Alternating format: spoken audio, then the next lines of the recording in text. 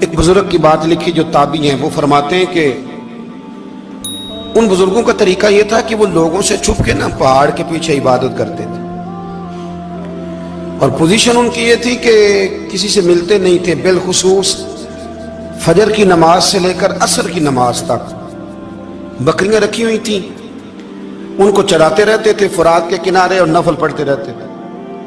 اس وقت کو ملنے بھی نہیں آتا تھا۔ ایک شخص بڑی دور سے ان کی شہرت سن کے آیا، میں نے تو ملنا ہے۔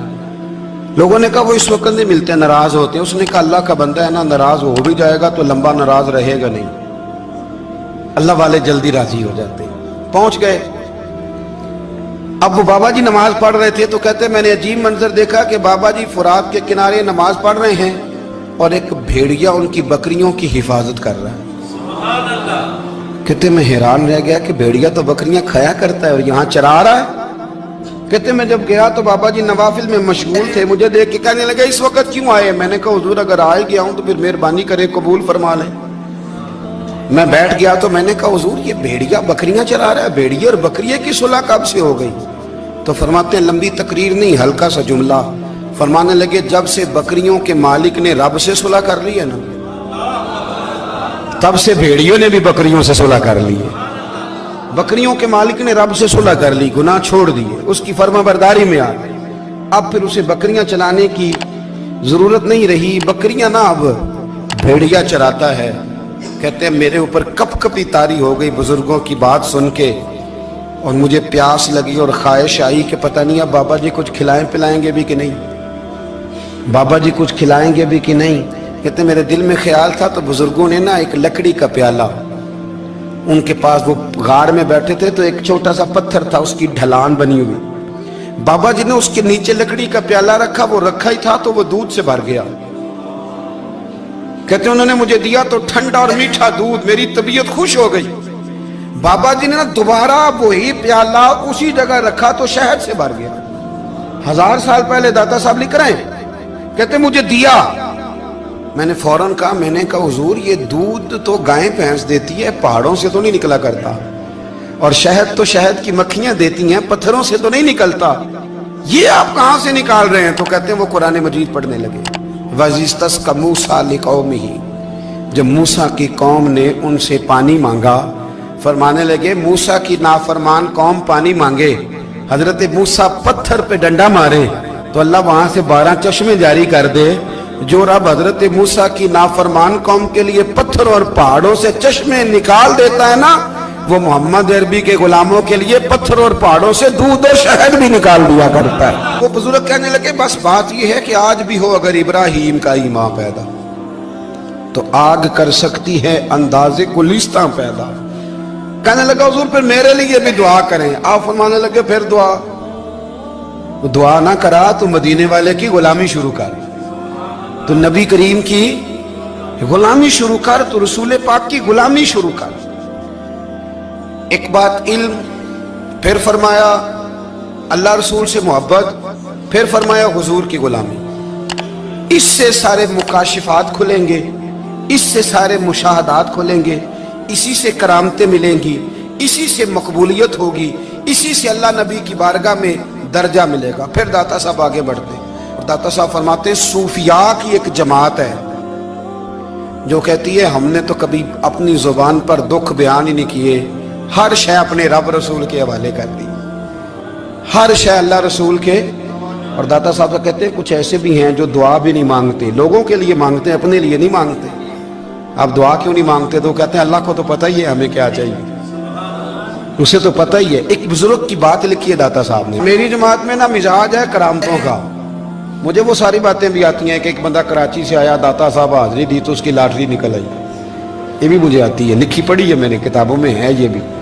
ایک بندہ، یہ ساری باتیں آتی ہیں کرامتوں میں، بڑی ساری چیزیں لوگ بیان کرتے ہیں کہ میں وہاں آیا اور میں نے حاضری دی تو موج لگ گئی، یہ ساری باتیں آتی ہیں۔ ہمارے پرانے بزرگ اور بھی قصے سنایا کرتے تھے، ساری ہمیں چیزوں کا پتہ، پر جو عنوان ہے نا وہ حضرت شیخ ابو نور کہتے ہیں کہ ایک بندہ داتا صاحب کے مزار پہ گھوم رہا تھا، داتا 10 روپے دے، 10 روپے دے، 10 روپے دے، تو ایک بندہ بڑی دیر سے اسے دیکھ رہا تھا، وہ کہنے لگا داتا نے تجھے کیا دینا ہے، ادھر آ میں دوں۔ اس نے 10 دیے، بندہ بڑا حسین تھا، ہنس پڑا، कहने लगा दाता तेरे भी सदके जाऊं, दिन आने लगा तो मुनकर से ही दिलवा दिए, जो नहीं मानता उसी से दिलवा दिए।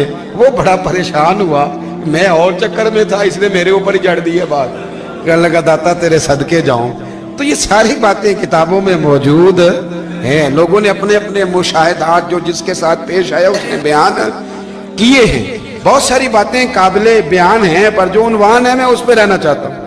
दाता साहब रहमतुल्लाह अलैह फरमाते हैं हमारी तालीमात हैं कि अपने दुख दर्द दुनियादारों से बयान नहीं करने, सवाल का दरवाजा लोगों के सामने खोलना। अल्लाह वालों से कहेंगे कभी कहना होगा तो, दुनियादारों से कहना। कहते हैं शेख अहमद नाम के बुजुर्ग थे, सारी जिंदगी किसी को काम नहीं बताया, सारी जिंदगी बड़ी मुश्किलात आई, पर कभी अपनी जात पर सवाल का दरवाजा नहीं खोला। एक ऐसी मुश्किल आई कि जो हल ही नहीं होती थी। किसी ने उन पर कोई इल्जाम लगा दिया। अबू मुस्लिम नाम का एक बादशाह था, उसकी हुकूमत थी, उसने पकड़ के कैद में डाल दिया। अब कैद में है, जुर्म लग गया है, फर्दे जुर्म आयद हो गई है, जेल में है। लोग कहने लगे हजरत जी अपनी सफाई में कुछ कहें, और मानने लगे सारी जिंदगी बंदों से कुछ नहीं कहा, अल्लाह रसूल को पता है मैं बेगुनाह हूं, मुझे कहने की जरूरत नहीं। दाता गाजी बख्श अली हजवेरी ने लिखा है, दाता साहब कहते हैं तू यकीन कामिल तो पैदा कर, तू ईमान तो पुख्ता कर। दाता साहब कहते हैं वो अबू मुस्लिम जो बादशाह था वो नेक आदमी था, उसे रात को ख्वाब में नबी करीम की ज़ियारत नसीब हुई, और हुजूर सैयद आलम सल्लल्लाहु अलैहि वसल्लम फरमाने लगे तूने अल्लाह का एक नेक बंदा जेल में डाल दिया, डर नहीं आता, वो तो बेगुनाह है। बादशाह आधी रात को खुद उठा। दादा साहब फरमाते हैं किसी गार्ड को नहीं भेजा, पुलिस वाले को नहीं भेजा, जेलर से नहीं कहा, खुद गया, जाके जेल का दरवाजा खोला, दरवाजा खोल के उस दरवेश को आजाद किया। कहने लगा बाबा जाओ, मुझे पता चल गया आप बेगुनाह है। बाबा जी सलाम करके जाने लगे तो बादशाह फिर आगे आया, हाथ बांधे, हाथ चूमे, कहने लगा हुजूर आप बड़े नेक हैं, मेरे लिए कोई हुक्म हो तो बताइएगा, मेरे लायक को खिदमत हो तो बताइएगा। तो शेख अहमद फरमाने लगे तुझे अभी भी समझ नहीं आई, तुझे अभी भी नहीं समझ आई। कहने लगा हुजूर क्या? फरमाने लगे जो तहज्जुद के वक्त तुझे उठा के मुझे रिहा करने भेज सकते हैं वो मेरी कोई जरूरत बाकी रहने देंगे?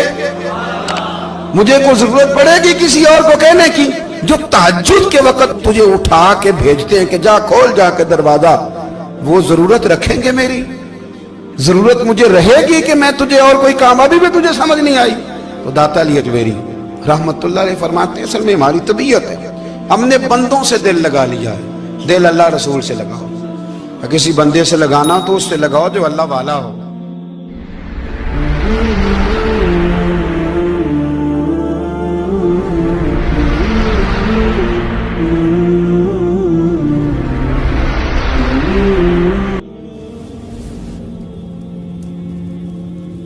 ये वाला रंग तेरे अंदर कोई नहीं। अबू सुफियान आए उन दिनों जिन दिनों हालात बड़े कठिन थे, इख्तलाफ शिद्दत का था। अबू सुफियान आए हुजूर की बारगाह में। आए किस लिए? मक्के में कहत पड़ गया है, बारिश नहीं होती। उधर उस समामा बिन असाल यमामा कबीले के सरबराह कलमा पढ़ के मुसलमान हो गए। सारी गंदम उस कबीले से आती थी। समामा कहने लगा तुम मेरे मुस्तफा को नहीं मानते, कोई गंदम नहीं, भाग जाओ। एक बारिश कोई नहीं, दूसरी गंदम कोई नहीं। अबू सुफियान तड़प के दरे रसूल पे हाजिर हुए। अभी थोड़े दिन गुजरे हैं, ओहद में हुजूर के दांत शहीद किए। अभी थोड़े दिन गुजरे हुजूर को सताया है। अभी थोड़े दिन गुजरे हजरत अमीर हमजा का कलेजा निकाल के चबाया है। अभी थोड़े दिन गुजरे हजरत अनस बिन नजर की गर्दन काटी है। अभी थोड़े दिन गुजरे अब्दुल्ला बिन जहश के टुकड़े किए। अभी थोड़े दिन गुजरे हुजूर को सताया है, तड़पाया है। पर हजरत अली शेर खुदा फरमाते मैं मानने वाला उस रसूल का हूँ, इसके दांत शहीद हो गए। ओहद के अंदर सारी दाढ़ी लहू से भर गई। फरमाते मैं रो पड़ा और मैंने कहा महबूबा अब नहीं मुझसे बर्दाश्त होता, दुआ करें अल्लाह इन पे अज़ाब नाज़िल करे। उठाए हाथ, आप दुआ करेंगे तो अल्लाह तबारक व तआला दो पहाड़ियों में पीस डालेगा। हजरत अली कहते हैं मैंने अर्ज की तो हुजूर ने हाथ उठाए और दुआ क्या दी, अल्लाहुम्मा हदी कौमी फइन्नहुम ला यअलमून। अल्लाह मेरी कौम को हिदायत दे दे, ये जानते नहीं ये क्या कर रहे हैं। अल्लाह इन्हें हिदायत दे। ये इखलाक हसना का मेयार थोड़े दिन पहले حضور کے ساتھ یہ رویہ. ابو سفیان اب بے حال ہو گئے, بچے بھوک سے مرنے لگے, جانور پیاس سے مرنے لگے. ابو سفیان چھپتا چھپاتا کہنے لگا چارہ کوئی نہیں, مصطفیٰ کے پاس جانا ہی پڑے گا. ابو سفیان مدینے پہنچ گئے. جب پہنچے نا تو ابو سفیان کی اپنی صاحبزادی حضرت ام حبیبہ ام المومنین تھی, رسول اللہ کی زوجہ تھی. ابو سفیان جب آئے تو حضرت ام حبیبہ کے پاس سیدھے ان کے گھر گئے بیٹی سے ملنے. حضور کا بستر بچھا ہوا تھا. حضرت ام حبیبہ حضور کی زوجہ ام المومنین بستر بچھا ہے. ابو سفیان بیٹھنے لگے, جناب ام حبیبہ کہنے لگی ابا جی ٹھہر جائیں. وہ ٹھہرے تو بستر سمیٹ دیا. کہنے لگے بیٹی شاید تیرے گھر میں کوئی قیمتی بستر نہیں, غربت چھپانے کے لیے بستر سمیٹ رہی ہو. جناب ام حبیبہ کہنے لگی ابا تو مسلمان نہیں نہ ہوا, ابھی تیری سوچ کافروں جیسی ہے. تو یہاں آ کے کھڑا ہونا جہاں میں کھڑی ہوں, پھر تجھے رسول اللہ کی محبت کے رنگ کا پتہ چلے. تو ابھی کھڑا وہاں ہے جہاں تجھے کفر ہی کفر سنائی اور سجائی دیتا ہے. بستر اس لیے نہیں سمیٹا کہ معاذ اللہ کم قیمت تھا, میں نے اس لیے سمیٹا ہے کہ تو نجس ہے, ناپاک ہے, ابھی کلمہ نہیں پڑھتا. اور یہ اس رسول کا بستر ہے کہ جو بستر میں موجود ہوتے ہیں تو جبریل امین قرآن لے کے تشریف لے آتے ہیں. وجود اس قابل نہیں کہ یہاں بٹھایا جائے. نبی پاک صلی اللہ علیہ وسلم کی بارگاہ تک ابو سفیان آئے.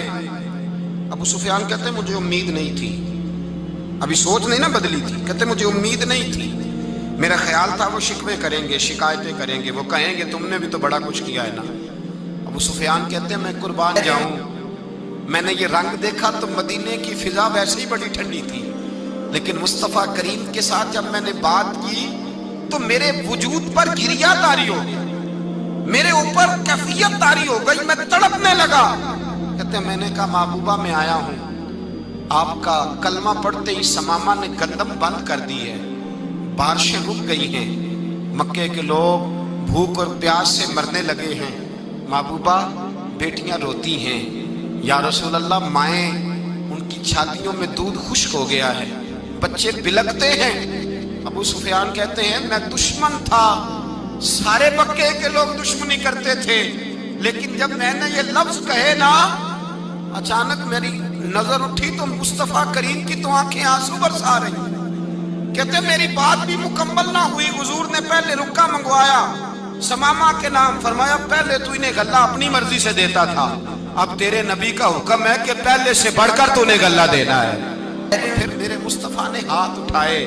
او بھائی مشکل ہوتا ہے, مشکل ہوتا ہے, سگے بھائی کے لیے لوگ دعا نہیں کرتے, کہتے میرا شریکہ ہے. ساس بہو کے لیے بہو ساس کے لیے دعا نہیں مانگتی, کہتے اختلاف ہے, لوگ لوگوں کی زندگی نہیں مانگتے, بیماری میں شفا نہیں مانگتے. ابو سفیان کہتے ہیں آمنہ کے لال تیرے قربان جاؤں. حضور نے ہاتھ اٹھائے اور کہا اے اللہ مکے کی سنگلاخ پہاڑیوں پہ بارش برسا, اے اللہ کھیتیاں ہری کر دے, اے اللہ ماؤں کی چھاتیوں میں دودھ بھر دے, اللہ عورتوں کو تازگی دے دے, بچوں کو رانائی دے دے, پھلوں پھولوں کو تازگی دے دے.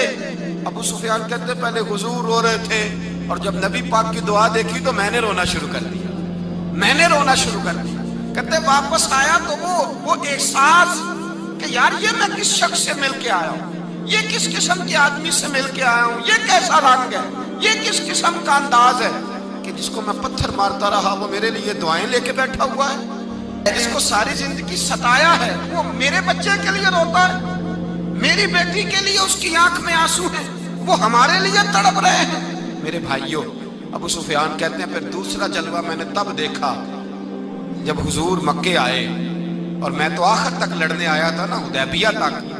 کہتے ہیں جب رسول پاک مکے آئے اور حضور نے اعلان معافی کیا تو بنتا تو یہ تھا کہ مجھے سزا ملتی, لیکن میرے مصطفیٰ کریم نے فرمایا جو ابو سفیان کے گھر میں چلا جائے گا میں اسے معاف کر دوں گا. کہتے ہیں میں نے کہا یہ میرے لیے کس قسم کی سزا تجویز کی ہے کہ میں عمر بھر دشمنی کرتا رہا اور یہاں رنگ عجیب ہے.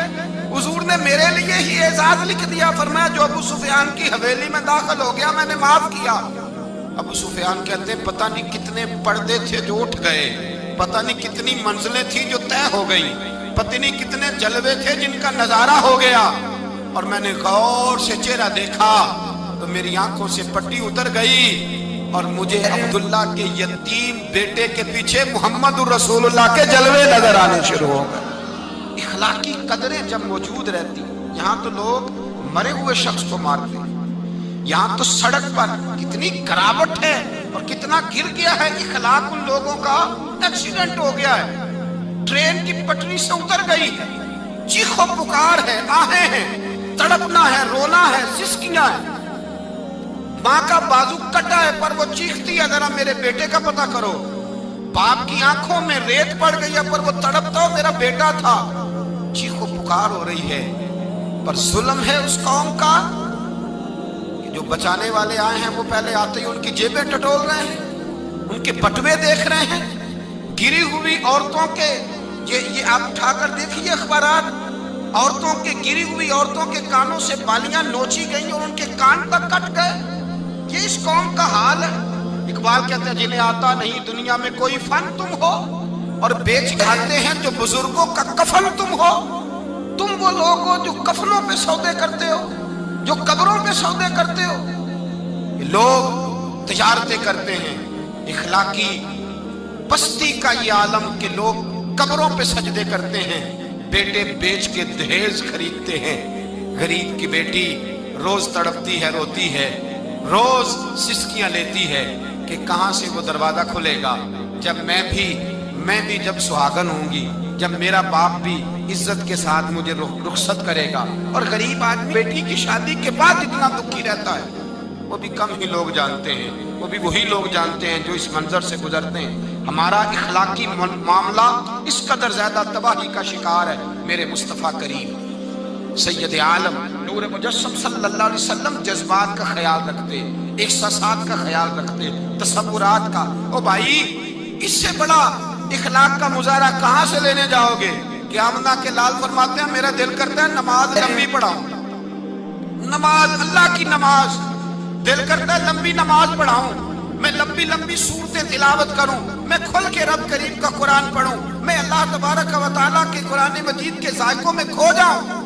لیکن حضور فرماتے ہیں نماز میں کسی بچے کے رونے کی آواز آتی ہے، کسی بوڑھے کی ہائے کی آواز آتی ہے، کسی بیمار آدمی کی ہائے کی آواز آتی ہے۔ نبی پاک فرماتے ہیں میں اللہ کی نماز چھوٹی کر دیتا ہوں، اللہ کے بندوں کا خیال کرتا ہوں، میں رب کی نماز چھوٹی کر دیتا ہوں، رب کریم کے بندوں کا خیال کرتا ہوں۔ خدا کے بندے تو ہیں ہزاروں، بنوں میں پھرتے ہیں مارے مارے، میں اس کا بندہ بنوں گا جس کو خدا کے بندوں سے۔ میرے حبیب کریم سید عالم صلی اللہ علیہ وسلم نے فرمایا اللہ کریم نے بندے کو، مخلوق کو پیدا کرنے سے پہلے جو تحریر سب سے پہلے لکھی تھی نا، اللہ نے اپنے پاس جو جملے سب سے پہلے لکھے تھے بندے بنانے سے بھی پہلے، وہ فکر یہ تھے کہ ان رحمتی سبقت اعلی غضبی، رب کریم نے لکھا تھا بے شک میری رحمت زیادہ ہے، میرا غضب زیادہ نہیں ہے۔ اس نے لکھا تھا کہ میری رحمت ہمیشہ میرے غضب پر غالب رہے گی۔